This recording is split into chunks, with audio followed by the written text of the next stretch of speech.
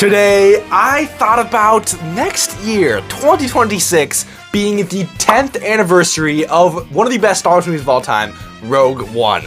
And I thought, how cool would it be in 2026 if our fall 2026 UCS / Master Builder Series slot was filled with a UCS Battle on Scarif. So here is the set idea I created. The minifigures include basically every Rogue One minifig that you need, so you get the whole main cast of Rebels, various different Imperial troopers, K2SO and security droids alike, Director Krennic, Tarkin, like you get your full lineup here. And I thought, how cool would it be if you could have basically 4 different parts of the Battle on Scarif. So you have this big base plate, right? It's split up into 4 different corners. There's like 4 different parts.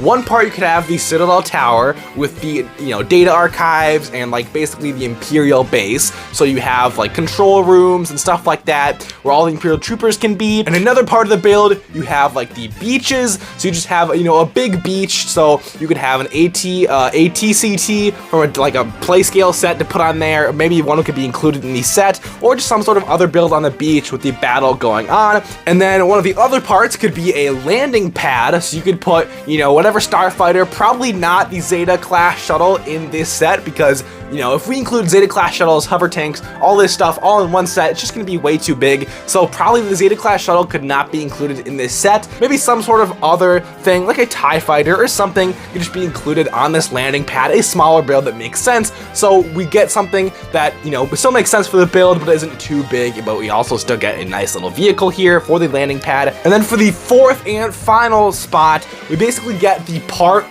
basically it's kind of part of the Citadel where all the troopers come from, out those doors, but we could have a really, big version of it.